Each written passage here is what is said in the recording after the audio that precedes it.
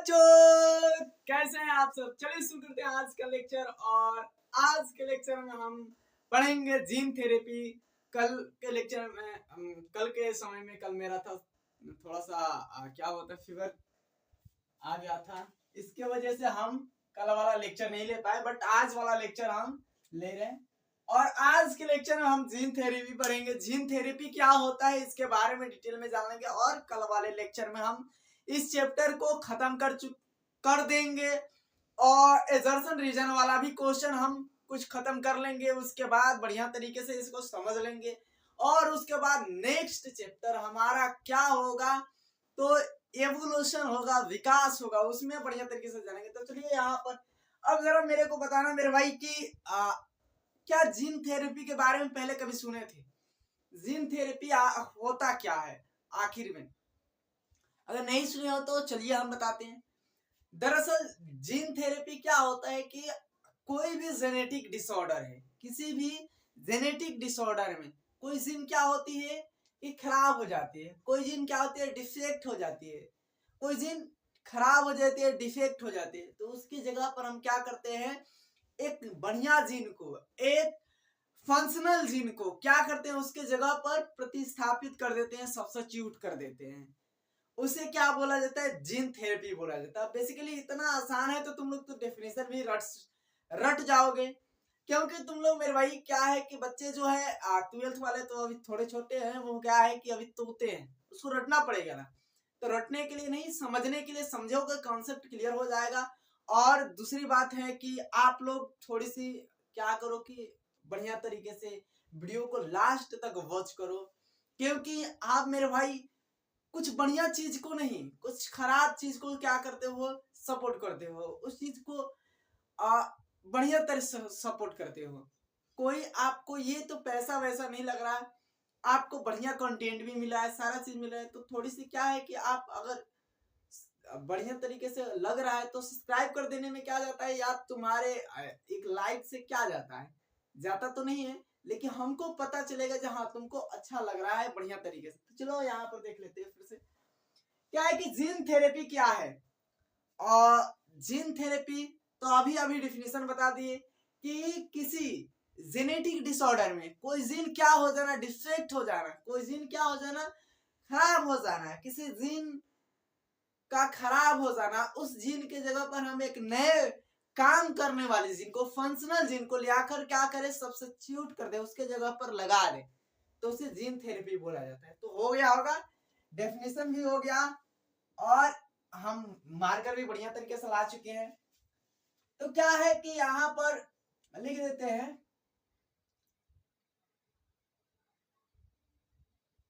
क्या किसी genetic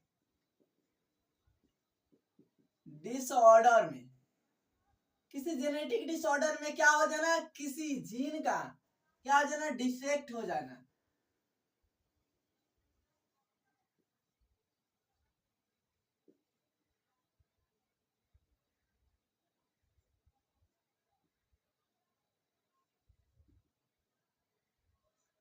defect हो जाना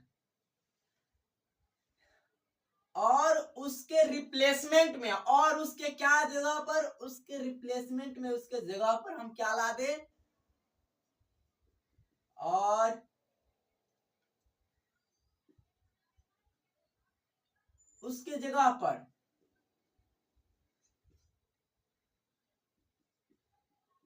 उसके पोजीशन पर क्या कर दे, उसके पोजीशन पर हम क्या कर दे, तो किसी, अरे लिखना भी है ना, उसके पोजीशन पर क्या कर दे,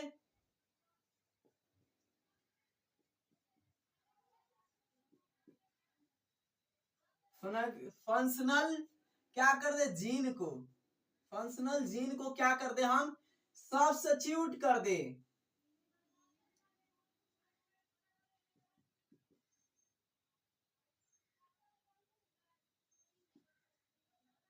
सब्स्टिट्यूट कर दे, इसे ही क्या बोला जाता है, जीन थेरेपी बोला जाता है। आराम से समझ में आ जाएगा क्या है जीन थेरेपी, बेसिकली है क्या। तो जीन थेरेपी एक जेनेटिक डिसऑर्डर में, किसी जेनेटिक डिसऑर्डर में क्या है, किसी किसी भी जेनेटिक डिसऑर्डर में मान लो कोई जेनेटिक डिसऑर्डर है, क्या है, कोई भी जेनेटिक, किसी जेनेटिक डिसऑर्डर में, किसी भी जेनेटिक डिसऑर्डर में क्या हो जाना, तो जीन का हिंदी में लिख दिए, इंग्लिश में तो पता ही है कि इंग्लिश हम ज्यादा लिखते हैं, इसलिए हिंदी लिख रहे हैं, और उसके पोजीशन पर क्या कर देना, किसी काम करने वाली जीन को लगा देना, बस। अब देखो सबसे पहले फर्स्ट ऑफ ऑल एक क्लिनिकल जीन थेरेपी कब हुआ था, सबसे पहले एक क्लिनिकल जीन थेरेपी कब हुआ था, क्लिनिकल, तो सबसे पहले क्लिनिकल जीन थेरेपी 1990 में हुआ था।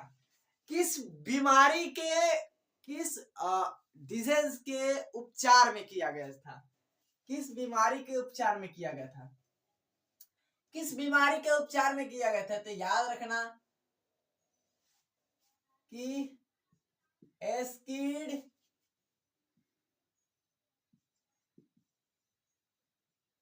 डिजीज के, एस्किड डिजीज के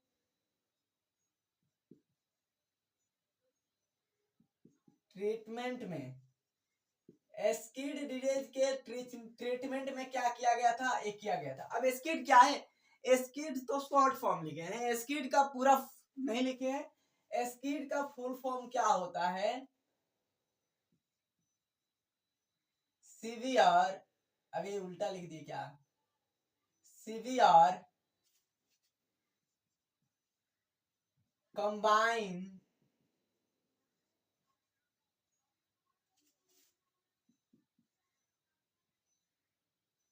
इम्यूनो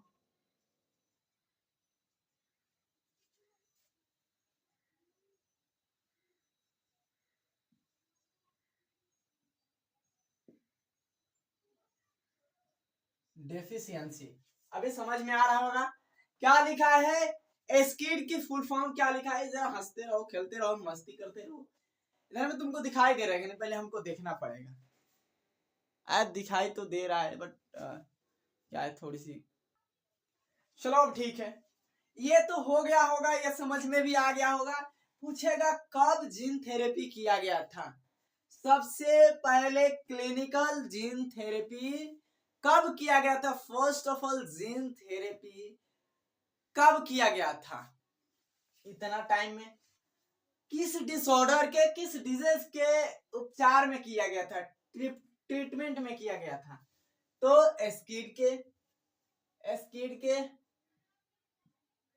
एस्किड के ट्रीटमेंट में। अब देखो एस्किड के ट्रीटमेंट में तो समझ ले, लेकिन इसमें देखो क्या होता है, एस्किड बीमारी एक क्या है, ऐसी बीमारी है जिसमें क्या होती है, इम्यूनिटी पावर क्या होती है, इम्यूनिटी पावर क्या होती है, सप्रेस हो जाती है, जो इम्यून सिस्टम होते हैं क्या होते हैं, वीक हो जाते हैं, इम्यून सिस्टम क्या होते हैं, वीक हो जाते हैं, कमजोर हो जाते हैं, प्रतिरक्षा तंत्र क्या होता है, कमजोर हो जाता है।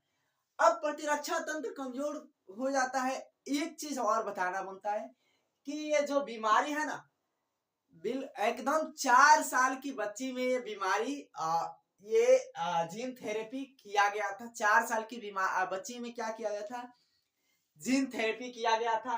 अब देखो यहाँ पर क्या लिखा है जीन थेरेपी में, कि इसमें क्या होते हैं, जो इम्यूनिटी पावर होती है, इम्यून सिस्टम होते हैं,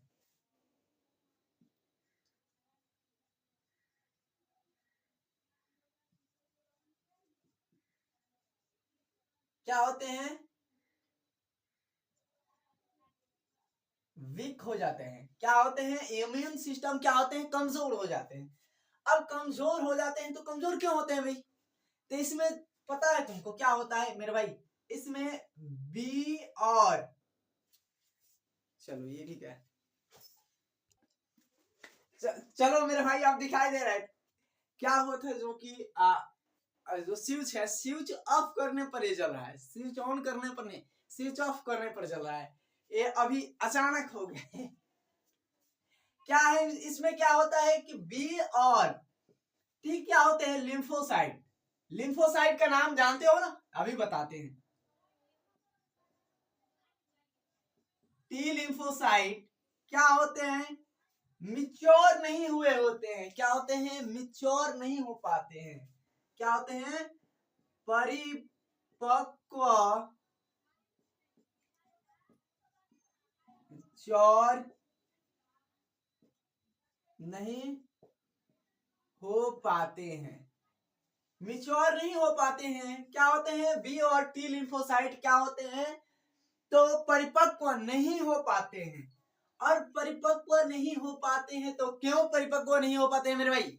इसका रीजन अगर तुमको पता है तो ठीक है, नहीं पता है तो अभी पता चलेगा। क्या होता है इसमें कि इसमें एक एडीए एंजाइम होता है। क्या होता है? ADA, adenosine deaminase. Adenosine deaminase को कोड करने वाला जीन खराब हो जाता है। क्या होता है? एडीए को, इसमें एक ए वे उल्टा काहे ले लिखे? एडीए एंजाइम को, एडीए एंजाइम होता है। अब इस एंजाइम को कोड करने वाला, इस एंजाइम को कोड करने वाला, इस एंजाइम को बनाने वाला। अब देखो एंजाइम है तो एंजाइम क्या है? एक प्रोटीन ही है। एंजाइम है क्या? तो एक प्रोटीन ही है। इसको कोड करने वाला बेचारा, जो कोड करने वाला, कोड करने वाला, कोड करने वाला क्या होता है भाई? जीन डिफेक्ट हो जाती है। क्या होती है? डिफेक्ट हो जाती है। डिफेक्ट हो जाती है। अब देखो पेज बाय पेज सीरीज में तो हम पूरा चीजें नहीं लिखेंगे, फ्लो चार्ट में ही लिखेंगे। आपको बताएंगे फ्लो चार्ट में ही लिखेंगे। समझ में आ रहा है? इसमें इसको कोड करने वाला जीन क्या होती है? डिफेक्ट हो जाती है। समझ में आ रहा है? तो ये याद रखना कि ये जीन थेरेपी है क्या? जीन थेरेपी है क्या? तो क्या है? किसी भी जेनेटिक डिसऑर्डर, बीमारी की में क्या होते हैं, बीमारी में क्या होते हैं कि जीन क्या होते हैं? डिफेक्ट हो जाते हैं। और जीन डिफेक्ट हो जाते हैं तो क्या होता है कि उसके जगह पर एक, उसके पोजीशन पर एक क्या करते हैं हम? फंक्शनल जीन को क्या करते हैं? सब्स्टिट्यूट कर देते हैं, प्रतिस्थापित प्रतिस्थापित कर देते हैं। समझ में आ रहा है? अब यहाँ पर फर्स्ट ऑफ ऑल क्लिनिकल, सबसे पहले क्लिनिकल जीन थेरेपी कब हुआ था? कब हुआ था? आसान एकदम वे में, आसान लैंग्वेज में एकदम बताते हैं, समझ में तो आना चाहिए दोनों मीडियम को बच्चों को। लिखना तो ऐसे तो हम इंग्लिश में ज्यादा लिखते हैं, कम पे, लेकिन लिखना दोनों बच्चों के लिए ना है अभी। अब एक किस बीमारी के इलाज में जीन थेरेपी किया गया था और किसमें किया गया था? तो एक 4 साल की बच्ची में जीन थेरेपी किया गया था स्किड बीमारी के ट्रीटमेंट में, सीवियर कंबाइंड इम्यूनो डिफिशियंसी। और इसमें क्या होते हैं? इम्यून सिस्टम क्या होते हैं? वीक हो जाते हैं। इम्यून सिस्टम क्या होते हैं? इस बीमारी में वीक हो जाते हैं, कमजोर हो जाते हैं। कमजोर क्यों होते हैं भाई? क्यों होते हैं कमजोर? कमजोर क्यों होते हैं? तो बी और टी लिम्फोसाइट क्या होते हैं? मेच्योर नहीं हो पाते हैं। मेच्योर क्यों नहीं हो पाते हैं भाई? तो इसमें एडीए एंजाइम के कोड करने वाला क्या होते हैं? कोडॉन।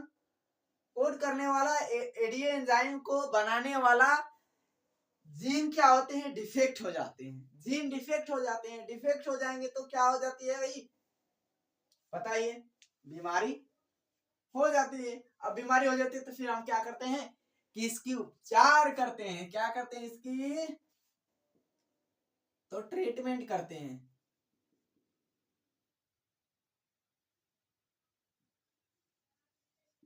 इसके ट्रीटमेंट करते हैं, है ना?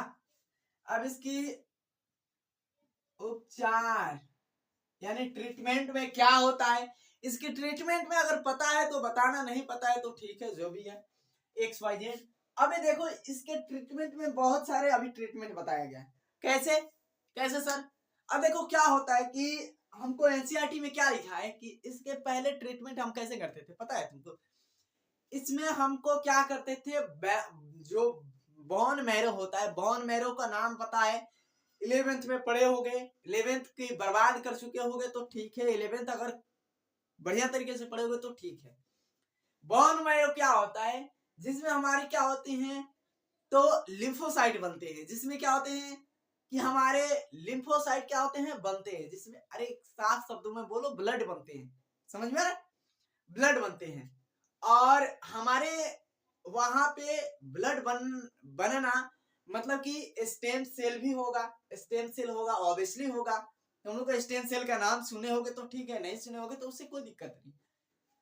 देखो क्या होता है कि इसमें बोन मैरो क्या किया जाता है, ट्रांसप्लांट किया जाता है। बोन मैरो क्या किया जाता है, ट्रांसप्लांट किया जाता है। बोन मैरो को क्या किया जाता है, तो ट्रांसप्लांट किया जाता है। दूसरी क्या है, दूसरी है कि हम लोग क्या करते हैं कि इसमें लिम्फोसाइट क्या करते हैं, रिप्लेसमेंट करते हैं। कैसे होता है लिम्फोसाइट रिप्लेसमेंट, कैसे होता है लिम्फोसाइट रिप्लेसमेंट थेरेपी, इसका पूरा है, लिम्फोसाइट रिप्लेसमेंट थेरेपी कैसे होता है। तो इसमें क्या करते हैं हम, एक जो फंक्शनल एडीए है, फंक्शनल एडीए के क्या करते हैं, तो सी जीन को लेकर क्या करते हैं हम, सुई में उसको, और जो पेशेंट है उसके शरीर में क्या करते हैं, ट्रांसफर कर देते हैं, पता है ना। तो फंक्शनल जीन को करते हैं, ऐसे नहीं। अब ये उपचार में क्या हो गया, देखो उपचार में क्या आता है, उपचार में पहला आता है हमारे पास एकदम, मतलब कि आराम से तुम लोग अगर चिल होकर पढ़ रहे हो तो ठीक है, नहीं पढ़ रहे हो तो खराब है। खराब क्या है, पहला उपचार में आता है कि हम लोग जो पेशेंट है क्या करते हैं, पेशेंट के लिम्फोसाइट को लेकर क्या करते हैं, हम उसको कल्चरिंग करते हैं। क्या करते हैं,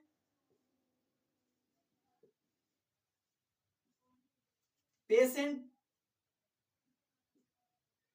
पेशेंट के क्या करते हैं, लिम्फोसाइट लिम्फोसाइट की क्या करते हैं, कल्चरिंग करते हैं। कल्चरिंग मतलब क्या होता है, संवर्धन।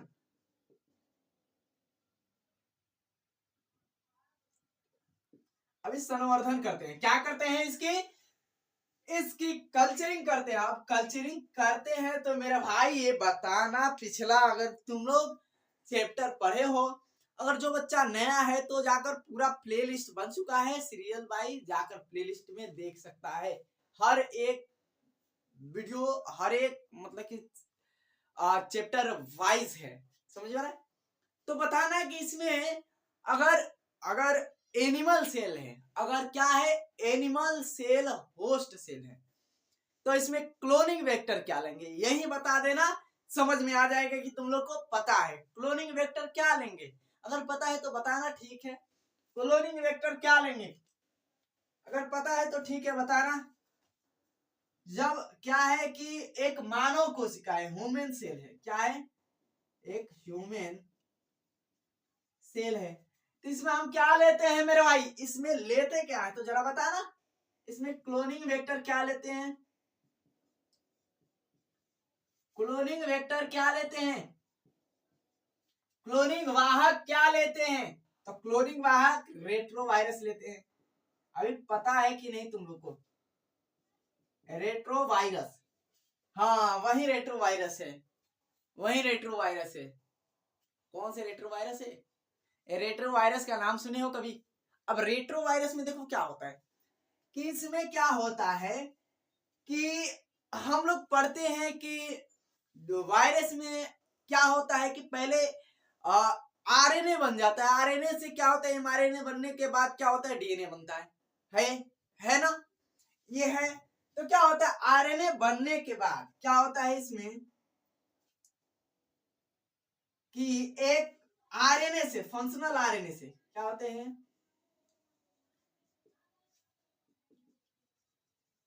फंक्शनल जीन से सीडीएनए, क्या, सीडीएनए क्या करते हैं,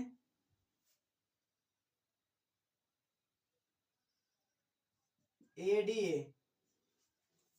एरिया से निकाल लेते हैं और लेकर काम करने वाली को, ऐसा नहीं कि कुछ भी ले लिए, काम करने वाली को लेकर हम क्या करते हैं भाई, तो लिम्फोसाइट के साथ इसको ले लिए, चलो सर ले लिए, इसको ले लिए और लिम्फोसाइट को भी ले लिए, लिम्फोसाइट को जोड़ लिए और जोड़कर क्या करते हैं हम, अबे क्लोनिंग वेक्टर के साथ है भैया, थोड़ी सी ध्यान दो, क्या करते हैं हम इन दोनों को जोड़ लेते हैं और क्या करते हैं, तो लिम्फोसाइट में, लिम्फोसाइट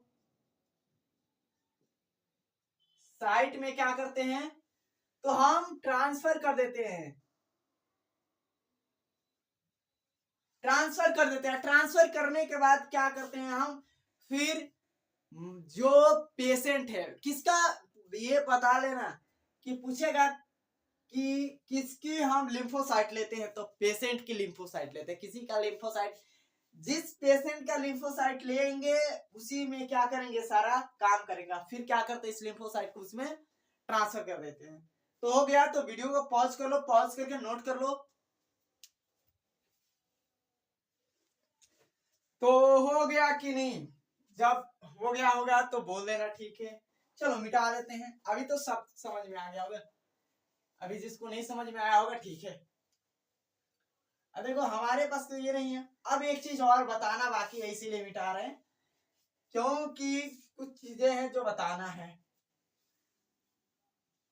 अब देखो हो गया ना इतना, अब देखो ये क्या बोला है कि क्या जीन थेरेपी परमानेंटली होता है, क्या जीन थेरेपी परमानेंटली होता है, तो मेरे भाई जीन थेरेपी परमानेंटली नहीं होता, जीन थेरेपी परमानेंटली ये नहीं होता।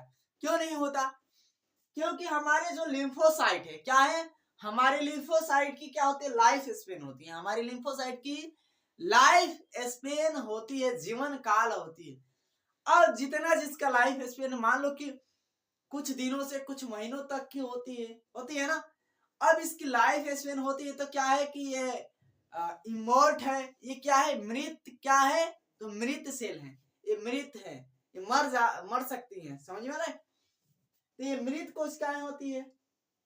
अब जब ये क्या होंगी कि मर जाएंगी, तो फिर हमारे नए लिम्फोसाइट आएंगे, और फिर नए लिम्फोसाइट में क्या होगा, डीएमिनेज एंजाइम की क्या होगी, कमी हो जाएगी, डीएमिनेज एंजाइम को कोड करने वाला कोडान ही नहीं रहेगा, डिफेक्ट हो जाएगा, तो उसकी क्या हो जाएगी, कमी रह जाएगी, उसकी क्या हो जाएगी, कमी हो जाएगी।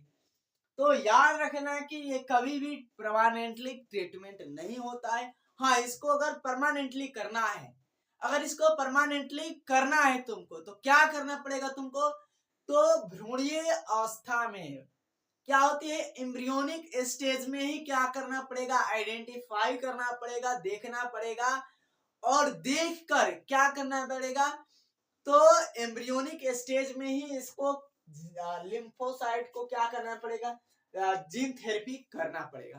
किस स्टेज में, तो भ्रूणीय अवस्था में ही, एम्ब्रियोनिक स्टेज में ही क्या करना पड़ेगा, जीन थेरेपी करना पड़ेगा, तब ये क्या होगा, परमानेंटली क्या हो सकता है, ये हो सकता है। समझ में आ रहा है, तो इतना बातें थी, लिखना होगा तो लिख लेना, वैसे तो हम मिटा देते हैं, समझ में आ रहा है। और कोई दिक्कत विक्कत, संकट वंकट, मेरे भाई बता देना, अगर संकट वंकट है तो, समझ में आ रहा है, कोई संकट वंकट होगा तो बता देना। अब देखो आगे हम क्या बात कर रहे हैं, आगे बात कर रहे हैं हम, अब क्या, तो आ जा रहा है हमारे पास 1008, थोड़ा सा हंस लिया करो।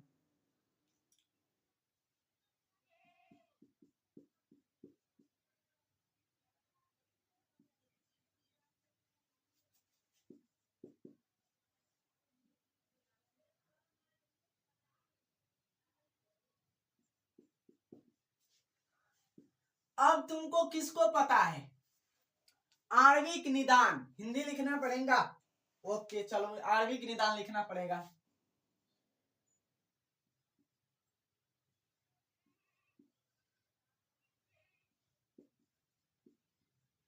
आणविक निदान क्या होता है, मॉलिक्यूलर डायग्नोस। अभी मॉलिक्यूलर डायग्नोस क्या होता है, मॉलिक्यूलर डायग्नोस से आपको पता है कि बहुत जल्द किसी भी डिजीज का, किसी भी बीमारी का क्या कर सकते हो आप, डिटेक्ट कर सकते हो, उसकी पता लगा सकते हो। समझ में आ रहा है? किसी भी बीमारी का, किसी भी मतलब कि कोई भी बीमारी हो, समझ में आ रहा है? पहले के हमारे समय में क्या था कि हम लोग बीमारी की क्या आ जाने पर, उसकी सिम्टम्स आ जाने पर, सिम्टम्स या उसकी जो वाहक है, सॉरी उसकी जो पैथोजेन है, पैथोजेन के क्या हो जाने पर, सांद्रता, उसकी कॉन्सेंट्रेशन बढ़ जाने पर हम लोग क्या करते थे, जांच करवाते थे, उसके बारे में पता लगाते थे। तब तक आदमी की क्या हो जाती थी, स्वाहा हो जाती थी। आदमी क्या हो जाता था, चला जाता था अपने इंद्रलोक में। अब वहां पर जाने के बाद उसको तेल में भुनाई तुनाई जो भी है हो रहा होगा। तो मतलब कि पहले लोग क्या करते थे कि जो लक्षण आ गया, हाँ लक्षण आ रहा है, खांसी तेज, ऐसे ऐसे कुछ लक्षण आ जाते थे, तब आदमी क्या करता था, जो भी है किसी भी बीमारी की एनीथिंग, उसकी जांच करवाते थे। लेकिन इसमें मॉलिक्यूलर डायग्नोस में क्या करते हैं, हम बीमारी की लक्षण आने से, सिम्टम्स आने से पहले ही हम पता कर लेते हैं, उसकी सिम्टम्स आने से पहले ही पता कर लेते हैं। अर्ली डिटेक्शन होता है, क्या होता है, जल्द जांच, इसीलिए अर्ली डिटेक्शन। और दूसरी क्या है, इसमें जो हमारे पास पैथोजेन है, पैथोजेन की कॉन्सेंट्रेशन, सांद्रता बढ़ जाने से पहले क्या किया जाता है, इसकी डिटेक्ट कर लिया जाता है। कोई भी बीमारी हो, मान लो किसी भी बीमारी के बारे में बात करें, समझ में आ रहा है? तो ये याद रखना कि आंसर की जल्द जांच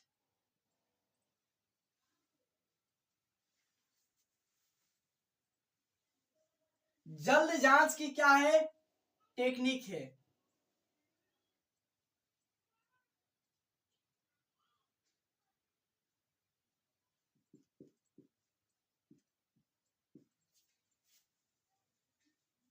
अर्ली डिटेक्शन, अर्ली डिटेक्शन। अबे जल्द जांच की क्या है, ये तकनीक है, बहुत जल्दी जांच कर सकते हो। कोई बीमारी आया, कोई बीमारी गया, कैसे हुआ कैसे नहीं हुआ, कल जैसे कि हमको हुआ था कि है थोड़ी सी तो फीवर ही है, वैसे तो जांच, इसीलिए। और दूसरी बात क्या है, दूसरी बात अच्छी बात क्या है कि इसमें जो पैथोजेन होते हैं, पैथोजेन की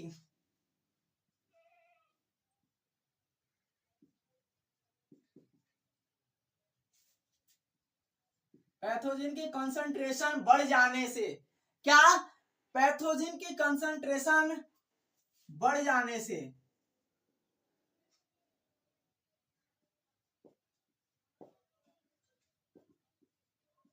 पहले जांच, क्या जांच की ये तकनीक है, टेक्नोलॉजी है। समझ में आ रहा है?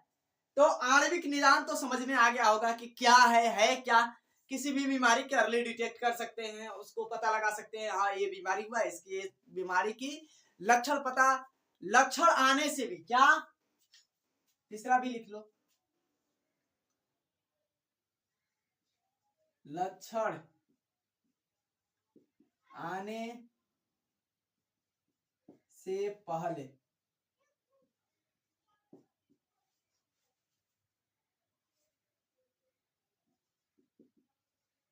Diagnose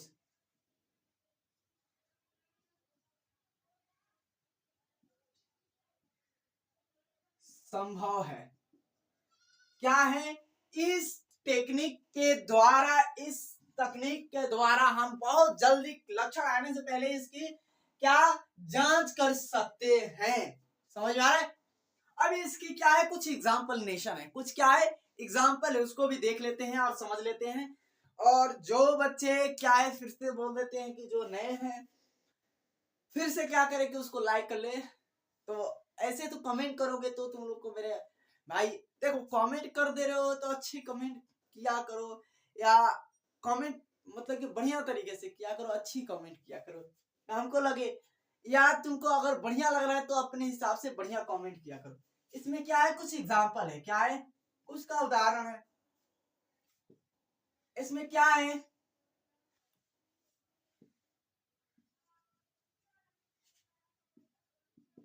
recombinant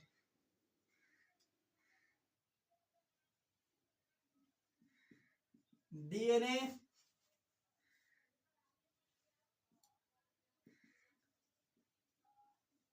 technology. बहुत रिकॉम्बिनेंट डीएनए टेक्नोलॉजी। दूसरी क्या है, पीसीआर। अबे पीसीआर के बारे में सुने होंगे, एलिसा। अबे एलिसा के भी बारे में सुने होंगे, पीसीआर, एलिसा,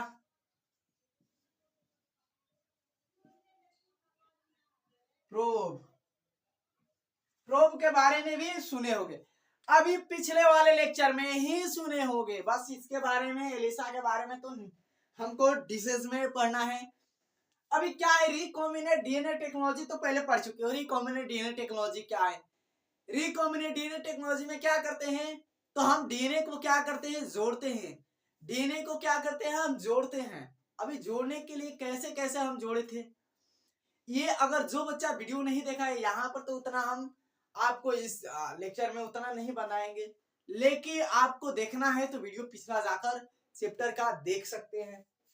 पीसीआर के बारे में बताए थे, लेकिन पीसीआर के बारे में 2 पॉइंट हमको मेन पॉइंट बताना है कि ये क्या है। ये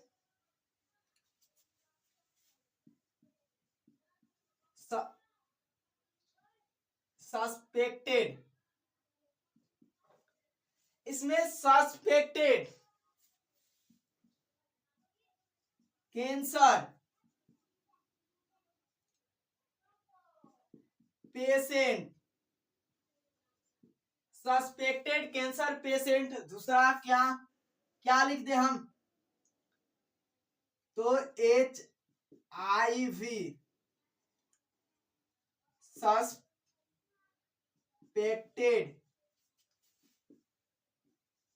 पेशेंट।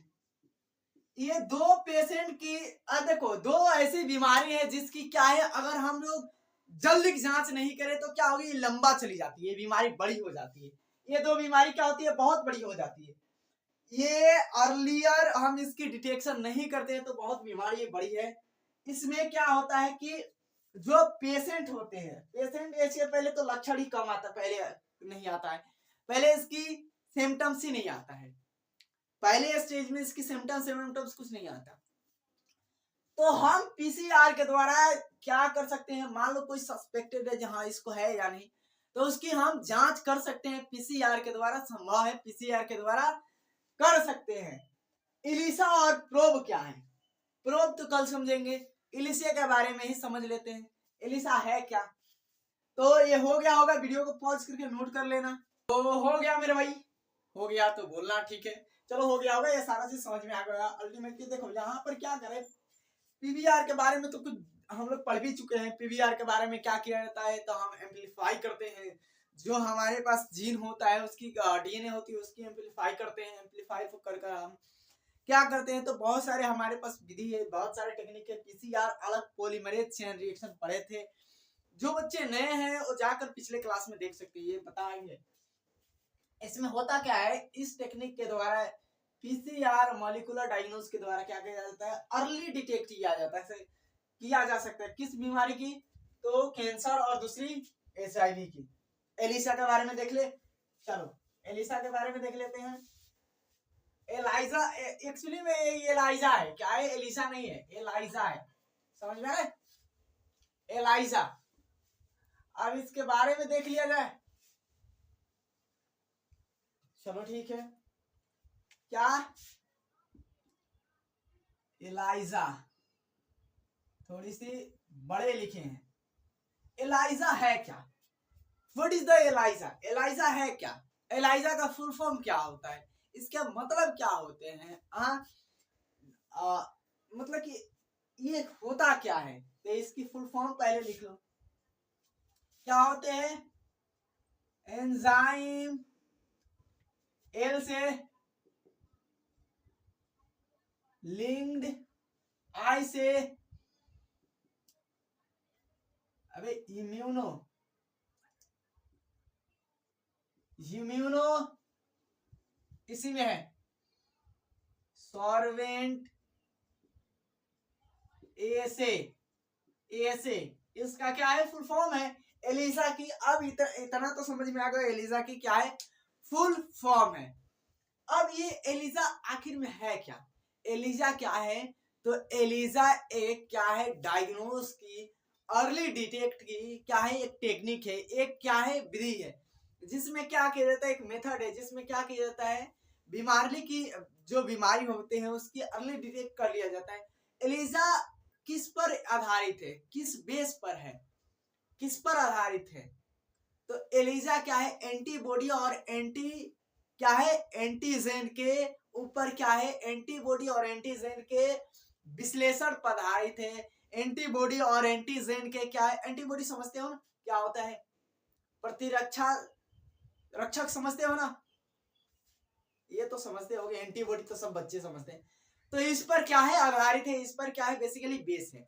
एंटीबॉडी की जांच और एंटीजेन की जांच पर क्या है, ये आधारित है। एंटीबॉडी और एंटीजेन के क्या है, ये जांच पर आधारित है। एलिसा यही है, एलिसा क्या है, तो एलिसा का फुल फॉर्म पूछ सकता है तो क्या है, एंजाइम लिंक्ड इम्यूनो क्या है, सॉर्वेंट ऐसे। अब ऐसे गला वाला ऐसे, राम वाला ऐसे नहीं। अब देखो क्या है कि ये क्या, एंटीबॉडी, अबे एंटीजन लिख लो ना पहले, एंटीजेन एंड एंटीबॉडी, एंटीबॉडी के क्या है, डायग्नोस,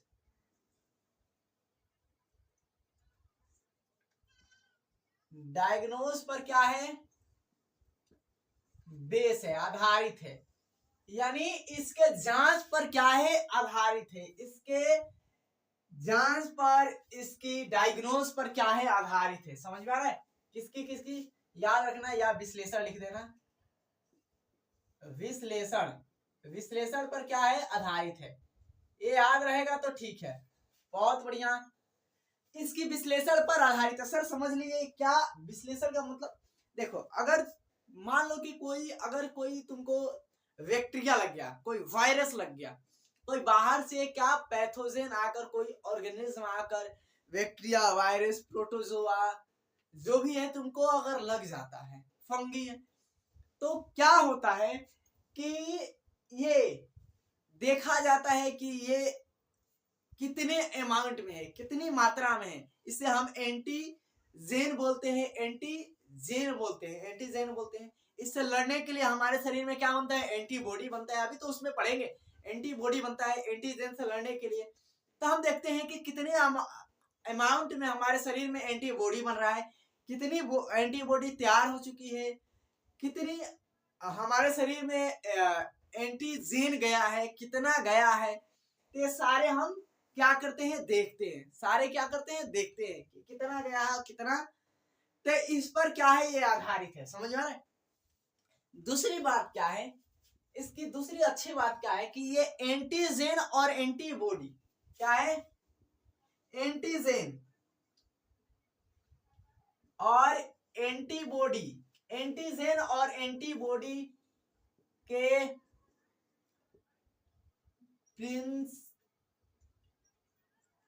प्रिंसिपल पर क्या है, बेस है।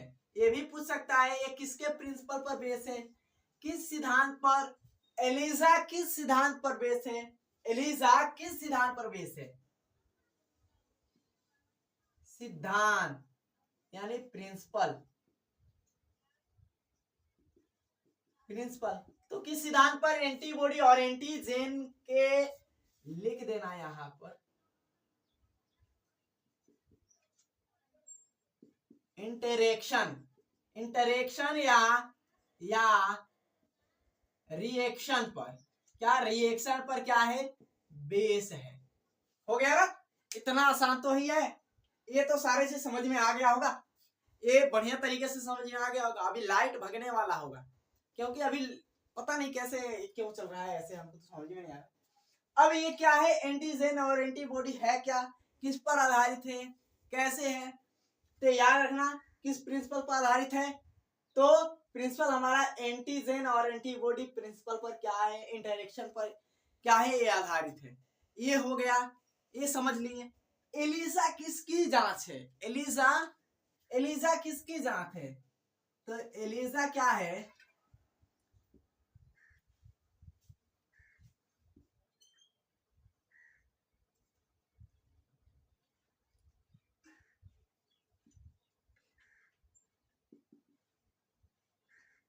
प्राइमरी क्या है, प्रिलिमिनरी टेस्ट है, टेस्ट है किसकी,